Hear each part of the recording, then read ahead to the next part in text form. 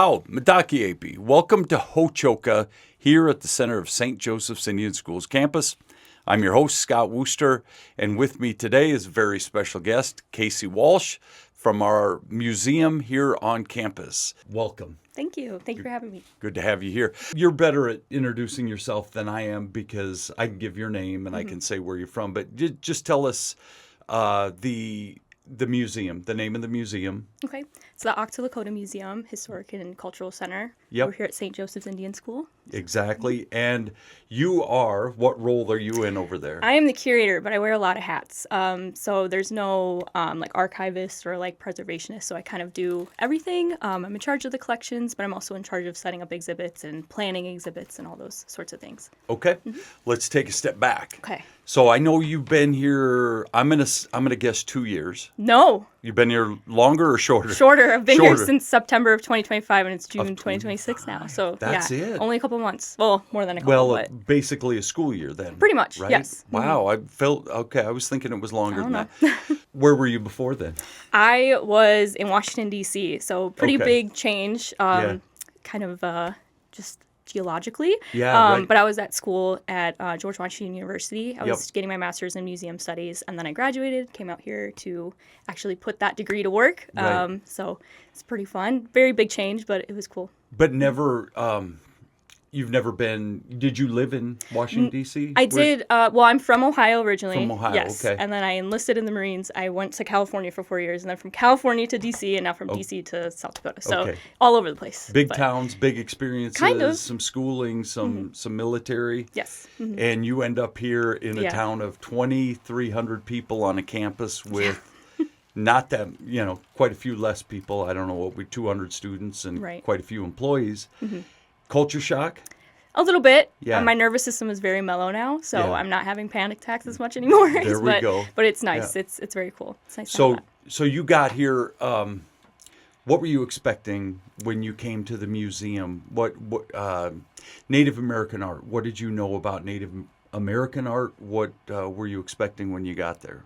Honestly, art isn't really my focus. I'm more of a history kind of Got it. person. So I like learning about the history and preserving that and putting it out for people to view and learn from. So art wasn't my background. Got it. I love art though. I'm Yeah. a creative person by trade, but I didn't know a lot of Native American artists by name or anything. I could recognize a few. Yep. I had recently learned about Oscar Howe before coming out here, but Yep. then when I came out here, I saw that we had a pretty extensive collection of his work. Right.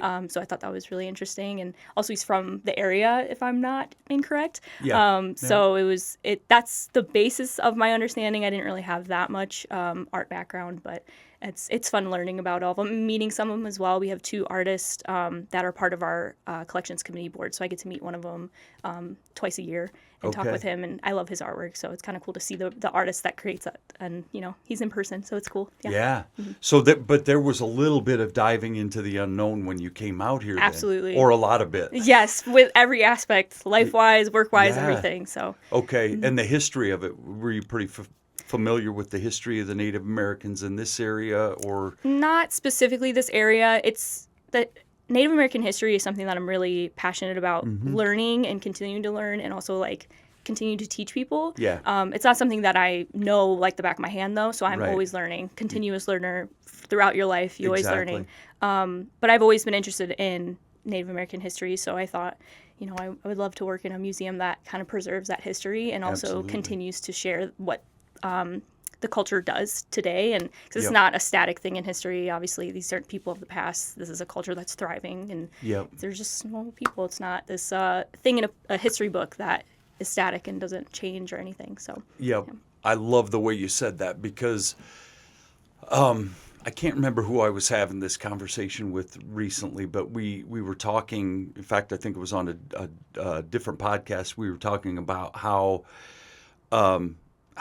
Native Americans want to be represented, and I don't get to decide that. You don't get to decide that. Each person can do that individually, but the point is, they're living, breathing human beings. The past is certainly part of them, and but it doesn't define exactly who they are today. Most people want to be known as individuals and known based on their own merits, and right. which kind of leads to sort of my understanding, and you're going to help me out here a lot. But the exhibit that you have right now is called Modernity Meets Tradition. The subtitle is Real Tradish. And Real there's Tradish. Popular cultural kind of reference to that, but I Yep. can explain that a little bit more in detail. Please, go ahead. So the exhibit itself features a lot of art pieces that we have in our collections that have elements in it that show the blending of modern tradition or modernity with traditional elements. So Yep. whether it's like beadwork or there's someone dressed in regalia, but he has like a pair of Ray-Bans on or a pair of Okay. Converses next to some moccasins. So just little hints here and there. But the Real Tradish subtitle comes from a popular show called Reservation Dogs. And Yeah. I'm a huge fan of it. I Oh, thought it was absolutely. hilarious. Great And show. I would love if we had more shows like that, because I Yes. think it does a really great job representing a culture that a lot of people aren't familiar with. Agreed. Or a part of our country that people aren't familiar with. But there's a character in that show, Auntie Bev, played by Jana Schmieding. She's so funny. Yeah. And she says, "Oh, real tradish," whenever she sees somebody that is kind of living their life, embracing their tradition or their culture. So Yep. whether they wear their hair long and in braids, or they do a lot of beadwork, or they practice, or they speak the language and kind of uphold those traditions and keep the culture alive. Yep. So I thought that would be kind of a cute little nod, I guess. Yeah. But hopefully people get it. If not, then it's just, it's fine. I could just explain it over and over again. Exactly. And I won't get tired of it. But But that's education, an educational part of that too. Just how you sum that up right there. I get the references, right? Because I watched the entire series, Yeah. loved every minute of it. And I've lived in Indian country and worked in Indian country for 32 years now. So you pick up on that, what tradish means. Right. And even the way the spelling of it, TRADISH, right? You will hear people say that all the time. He's tradish, she's tradish. Oh, that's so tradish. I love it. I think that's great. Oh, great. And I think and so that was your brainchild. Yes, you did that that was, piece of yes. it. Nice work then. thank you so Yeah. much. I appreciate it. So I think it encapsulates that so well. But I also think that that it does provide an opportunity as a curator in what you do to provide that educational piece to folks. Absolutely. So how does that work? How many pieces do you have in that? And if correct, answer that first. I'll come Okay. back to my second question. The number off the top of my head, I couldn't tell you, but we do have more than, I want to say 30. We have a mixture of some actual paintings and then actual objects. So Yep. that's something new that at least I haven't seen. I've only been here for a couple months, so I don't know if the previous curator kind of did that melding of putting more objects out rather Yeah. than just paintings. Yep. So we have 3 actual objects out, a beaded purse, a pair of sunglasses with peyote stitching on it, Okay. and a bandolier, which has some more modern elements. It's a contemporary piece, so it's not like a traditional, you put ammunition in it or anything. It's just Yep. kind of just to wear. So we have a lot of artists represented. Keith Braveheart, he's local. Yep. Amazing artist. I love his work. He has a lot of very large pieces, but they're beautiful. Arthur Amiot as well. Yep. He's also on our committee. But we have a lot of really great artists on display, so it's Yeah. exciting. I loved picking all of them out. It was really hard to narrow it down to just a few, because Yep. I would put the whole collections out there. Right. But yeah, there was some really good things out.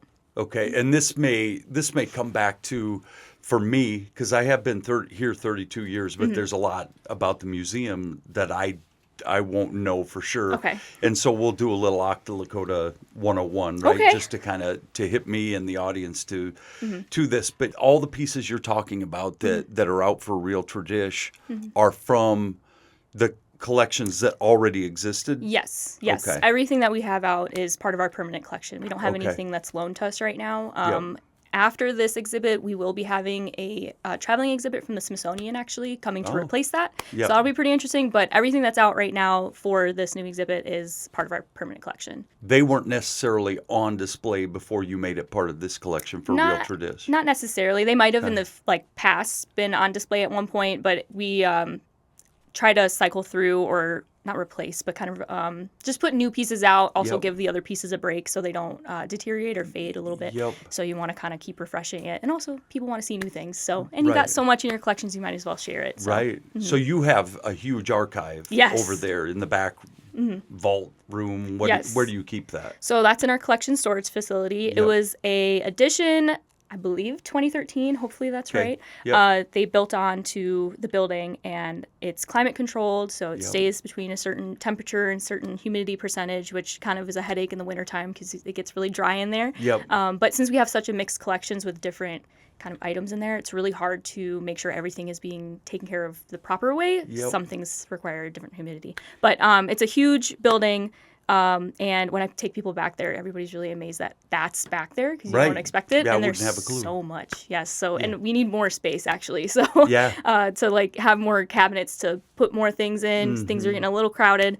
But yeah, it's a pretty big storage facility. So, but Right. it's right off of the building. So, Yep. just pop in there. It's really cool. So your job as curator is to take those pieces to figure out which ones deserve to be out in this display and which don't. That's Yes. got to be a tough thing to Oh do. yeah, and to make sure it's engaging and something that people want to see, Yeah. and it has to match a certain mission, and yeah, it gets a little tricky sometimes, but it's fun. Yeah, exactly. So how many? What are the dates? The dates: July 1st is when it opens, Okay. and October 31st it will be closed officially Okay. and taken down, so then we can have that other traveling exhibit come in and replace it. Okay, so it'll be up for what, 4 months if my math is even Your close. math is probably better than mine. Okay, So. 3 or 4 months or Yeah. something like that.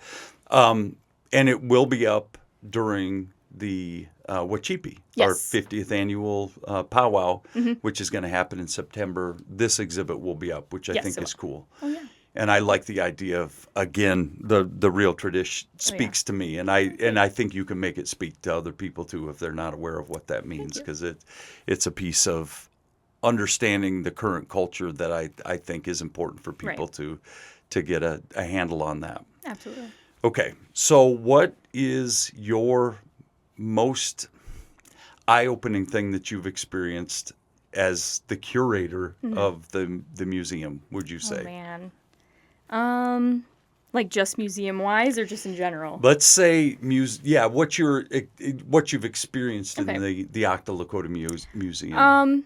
I guess it's more of a personal thing, but I was really worried going into this that I wouldn't be able to handle this position, especially because I'd be the only one. I'm also really young in this field, and this is my first like official museum job, Right. and it's like the museum job that people try to work for, Yeah. other than director. To be the curator of a exactly, museum, yes, yeah. because you make a lot of decisions, and I made one exhibit as like in a class kind of project, which was right. really fun, but it wasn't necessarily doing it all on my own, installing it all on my own, Yeah. and planning it all on my own. So I was worried that I wouldn't be able to, but I surprised myself. So Yeah. that's something that I think was, I don't know if That's that even answered great. your question. But Yeah, no, you did completely. I love that answer because you have to start somewhere. Right. And as I would tell my kids, as a counselor, I would tell the kids, you're not going to be comfortable and confident the second you set off into something. You can't just jump into something and be that experienced person. You have to get that training as you go along. Right. So to be intimidated, to admit that is a big thing that I want them to understand. You go into something and it's okay to not know what you're doing. It's okay to not know what you're doing, and when you get in it, you find out, as you did, that I do have the skills for this, and this is going to be something that 40 years from now you'll look back and go, why was I? You'll probably appreciate the fact that it was exciting and brand new and all those kinds of things. So. We don't have a ton of time. We're trying to fit this in a 15-minute time slot. But I will say that I think, and from as long as I've known you, which has been this school year and seen you a few times, but I would think that your youth, your willingness to learn, your enthusiasm for what you do has to bring so much to those collections and being able to figure those things out. I love it. I'm because I don't get to see behind the scenes over there very often. So I would think what you're doing is bringing so much to that. Thank you so much. Absolutely. But I do want to start doing more like museum programming that gets the kids involved. So I had a student art show we had a student art show going on, and then we had a gala for it, and trying to get the kids come and celebrate their creativity. So just being a little bit more involved with the public, I guess, in general, but kids Yeah. also, because history's fun. I enjoy it, and some Yeah. kids find history boring, but I think it's something that you gotta, learn about for sure. What a chance to bring it to life too, and the fact that our kids can sit in the classroom and learn about those kinds of things, but how many kids have a museum Right. on their campus? And go see what they're learning about. True. Yeah. True, and a museum about their Right. culture. Yeah. It belongs to them. Absolutely. Yeah. What you're showing on the walls belongs to the kids that go to school here. Right. And I just think that's such an opportunity for you to share, as I said before, your enthusiasm with them. Yeah, So definitely. whatever it is about it that lights you up and that would light me up as somebody that would walk through there, the chance to light those kids up and say, this is who you are is a pretty neat thing. Definitely. So Yeah. there's Yeah. that teaching piece that goes into sure. that too. And my wife Lorraine teaches Native American Studies. I know you know her well, but she does the cultural trip where she literally takes them out into the living classroom and shows them the places where their culture's history happened. And you get that opportunity to do that over in the Right. museum too. Yeah, to physically, that's what drew me to museums, was like to be able to physically hold history or something that witnessed Yeah. history. It's incredible. I'd love to take the kids back to storage and be able to share yeah. their history with them. And Yeah. So, but that's something for the future, I guess. Yeah, it is. And one thing about being new to that job as a curator too is you can curate, Yeah. and not to get too cute, but you can curate that for the kids too, and curate Absolutely. how that job looks going forward and how much you can interact with them. So you get a lot of tourists that come through there, and Yes, we're in yeah. the busy part of the season. Yes, right now? yesterday I believe Wanda tracked 169 people that came yesterday. Okay. So it's been Wow. pretty 200 people per day usually throughout Yep. the week. Sometimes we have some low moments, but it's Yep. it's been picking up. And are for sure. you out front interfacing with those people? most of the Sometimes I time? am. So when I give the tours, I will be. Right now, I've been really busy with installing, so they've been Yeah. watching me install. So I get a lot of questions right now because I'm in the gallery space. But Yep. sometimes I'm in the front and I greet people and get to know where they're from. We had a Yep. couple from Europe today, so that was kind Okay. of fun to learn where they're from and why they came out here. And Yeah. yeah, Yep. it's cool. And they bring their curiosity with them, Absolutely. which is great. Their open-mindedness for sure. Yeah. Mm-hmm. So, and I would think that would be pretty neat if you're doing the install and they get to watch you do that Oh, in yeah. real time is kind of a neat Definitely. opportunity too.